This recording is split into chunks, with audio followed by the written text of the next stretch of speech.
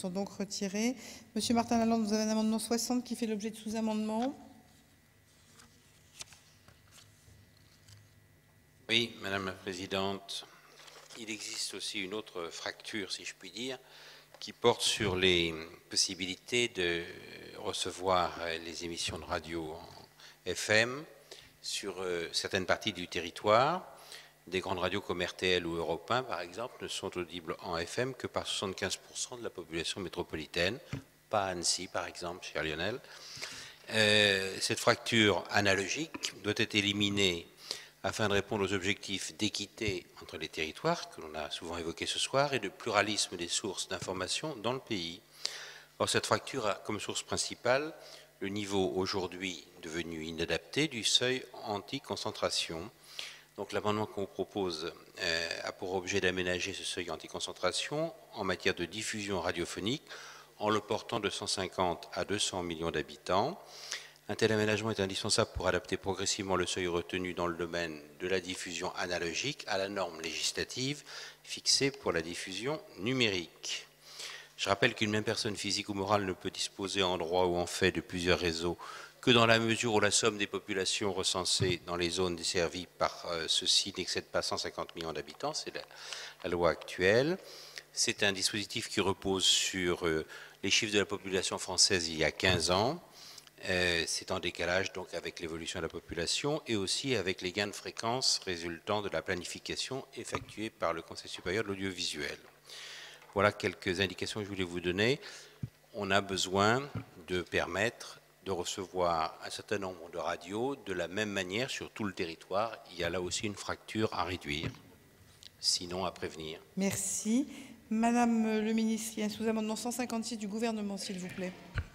Oui, j'adhère à l'objectif de l'amendement de Patrice Martin-Lalande, mais l'objectif de mon sous-amendement vise à concilier deux objectifs. Effectivement, c'est beaucoup d'objectifs. D'une part, assurer le développement économique du secteur à un moment où le média radio est en effet confronté à un certain nombre de défis, et je partage en ça l'amendement initial de Patrice Martin-Lalande, mais d'autre part aussi éviter des bouleversements trop importants qui pourraient atteindre les radios indépendantes et garantir ainsi le pluralisme dans le paysage radiophonique. Et puis par ailleurs, se garder de la réserve en quelque sorte dans la suite des conclusions du rapport Tessier sur la radio numérique pour pouvoir échanger la suite avec le secteur contre les investissements de la radio numérique. Donc je propose qu'on aille plutôt vers un seuil de 180 millions d'habitants pour en garder sous le pied.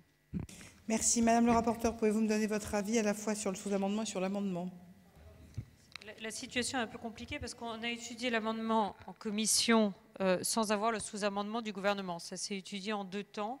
Donc la commission a donné un avis défavorable à l'amendement de M. Patrice Martin-Lalande. Donc par voie de conséquence, on a donné un avis défavorable au sous-amendement du gouvernement. À titre personnel, je m'en remets à la sagesse de l'hémicycle. Si M. Bloch, vous avez donné la parole. Oui, je regrette que nous soyons amenés à 2h30 du matin à débattre d'un sujet aussi important. Il s'agit du pluralisme dans la radio.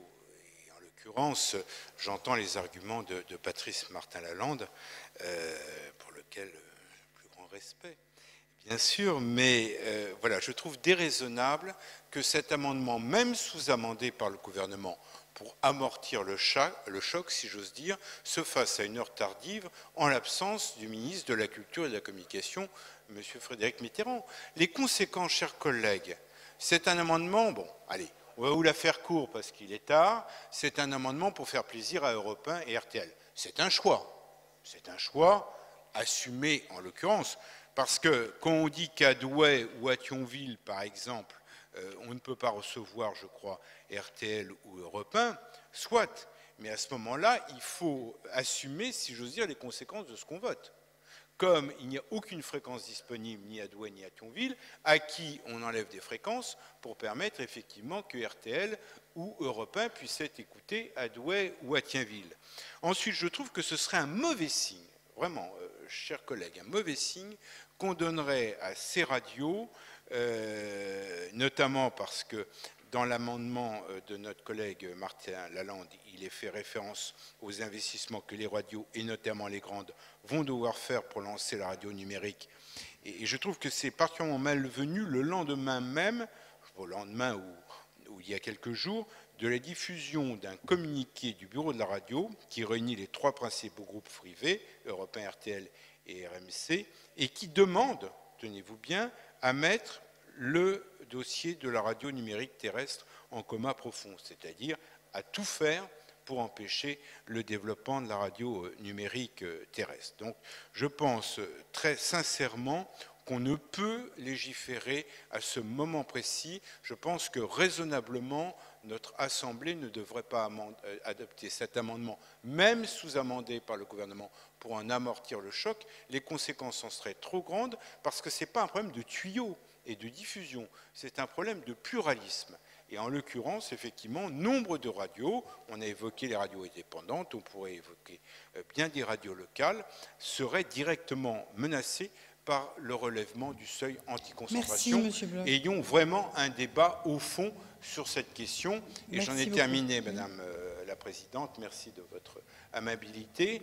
On sait ce qui s'est passé lorsqu'on a été amené, ou lorsque notre collègue Baguet avait défendu ici même, un amendement qui visait justement à favoriser les radios nationales en leur donnant la même fréquence sur toute la bande FM, sur n'importe quelle partie du territoire. Donc, je nous déconseille raisonnablement de voter cet amendement, même sous-amendé. Je vous remercie. Je vais donc mettre au voie le sous-amendement 156, qui est pour le sous-amendement 156. Qui est contre le sous-amendement 156, il n'est pas adopté. Qui est pour l'amendement 60? Qui est contre l'amendement 60? Il n'est pas adopté.